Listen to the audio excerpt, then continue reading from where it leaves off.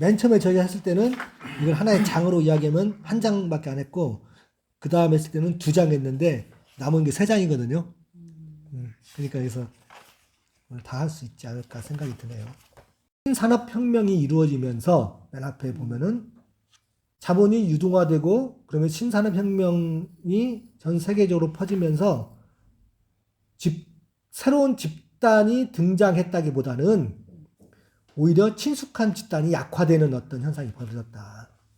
백인 남성들이 일자리를 잃었고, 도리어 이런 신산업혁명 속에서 보면 위에서 5번째 보면은 선진 산업사회의 백인 남성은 영구적인 일자리 상실에 대해 새로 노출된 집단인 반면 일자리 회전에서 여성이 사라지는 비율은 남성이 사라지는 비율과 동일하지 않다. 더 많았다. 이러는 거죠. 아니야, 더 많았다가 아니라 그 여성이 더 노동 비율이 높아지긴 했다.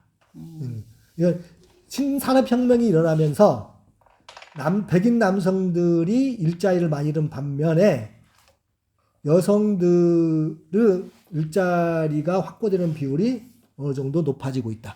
그러면서 나타나는 사회의 변화, 사회 산업의 변화, 사회를 바라보는 시각도 이때는 바뀌어야 되지 않냐 이렇게 이야기하는. 그럼 어떻게 변했냐? 맨 밑에 보면은 이제 3번째 줄 보면은 실리콘밸리 예를 들더라고요.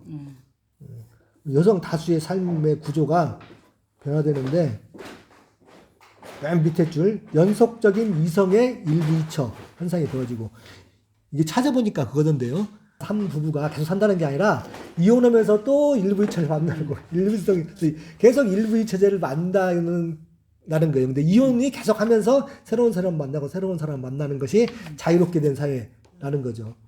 그다음에 육아에 관련된 협상, 그다음에 전통 공동체로부터의 일탈, 이게 이제 54쪽에 나오고, 고독과 극단적인 경제적 취약성, 이런 현상이 실리콘밸리 여성들한테 나타났다고 합니다.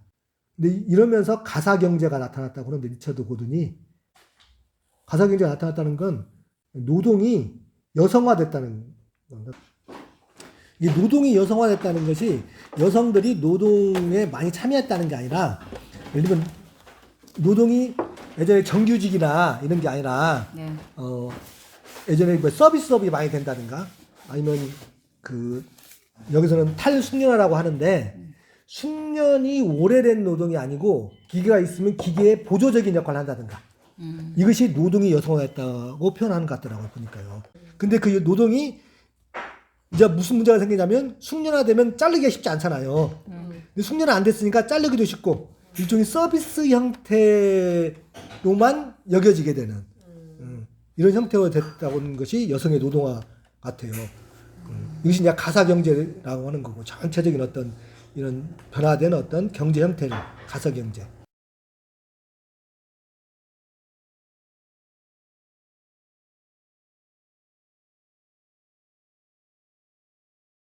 55쪽에 첫 문단에 보면은 6번째 줄, 세계 자본주의 조직 구조인 가사경제는 신기술에 따라 가능해졌다. 이렇게 나타나는 거죠. 신기술이 나타나면서.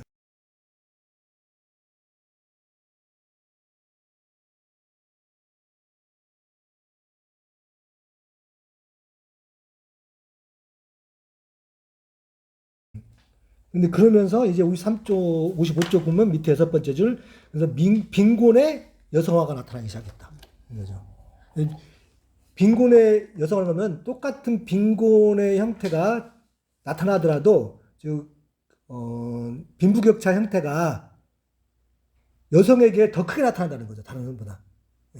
이런 기술이 도입된 상황에서 사회가 변해돼서 가사경제 형태가 나타났을 때 여성들이 좀 더 빈곤화율이 높아지는 형태가 나타났다고 이야기하는 거예요.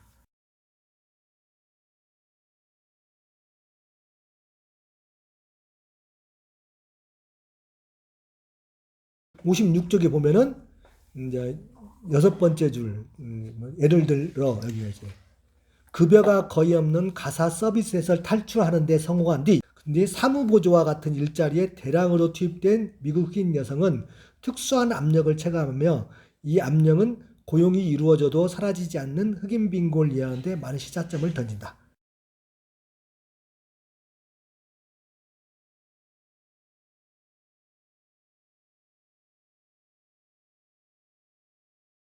이제 56쪽에 보면은 변화에 대한 상황을 이야기하는데 이게 구체적으로 1, 2, 3 하면서 가부장제적 핵가족, 그다음에 근대가족, 가사경제의 가족 이런 형태로 구체적으로 변화된 걸 이야기합니다.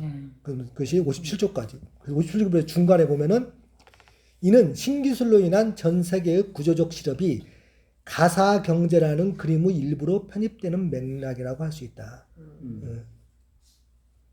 그래서 그것을 한 서너 줄 내려오면 노동의 여성화가 강화되고 있다.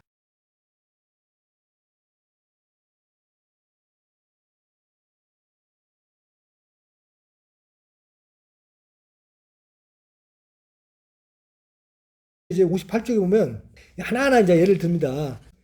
신기술에 되면서 여성이 이러한 역할을 하는데 이러한 역할을 하면서도 이러한 처우나 대우를 받고 있다. 이렇게 이야기 나오는 겁니다.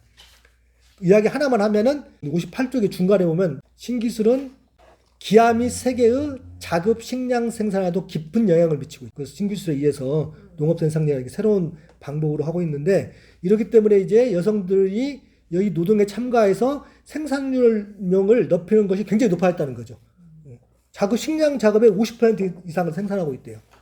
왜냐하면 신기술 상태에 있기 때문에 삽이나 뭐 호미의 대결이 아니니까 이제 여성들은 근데 여기서 작물이 상품화되면서 도리어 이윤율에서 남성들보다 더 많이 못 받고 있대요. 그런데 음식을 생산하는 의무는 줄지 않고 있고 근데 이윤율은 줄어들고 신기술이 들어오면서 이런 현상을 이야기하는데 이런 현상이 다 나타난다는 거죠. 그러니까 다양한 어떤 사회 모든 층에서 그것이 신기술은 나오는 거고 또 신기술은 나오는 거고 신기술이 나타나면서 사회 전반적인 모든 것이 이렇게 변화되고 있다 이야기를 하고 있습니다. 여기 이제 의문이 저기죠. 그러면 신기술의 형태가 나타나서 가사경제가 되었을 때 페미니즘 운동하는 사람들이 아니 페미니즘 시각으로 바라봤을 때 여기에 어떤 문제의식을 가지고 사회를 바라볼 것인가. 집조개로 속의 여성들 들어가기 전에 위에서 세 번째 지 보면은 이 문제는 페미니즘 과학의 가능성을 찾아가는 과정의 한 단면에 불과하지만 중요하다. 그 위에까지 읽어야겠네요. 60쪽 맨 밑에 사회주의 페미니즘 정치가 적절한 형태가 되려면 특권화된 직업군, 그 중에서도 과학기술의 담론, 과정, 대상을 생산하는 과학기술 업무에 종사하는 여성들의 문제를 상정해야 한다. 이렇게 이야기하고 있죠. 그러니까 이런 어떤 신기술에 의해서 사회관계라든가 이런 경제의 구조, 이런 노동 형태가 모두 변했을 때 여기에 종사하는 여성들의 문제를 우리가 바라봐야 된다. 그랬을 때 페미니즘 과학의 가능성을 찾아볼 수도 있는 것이고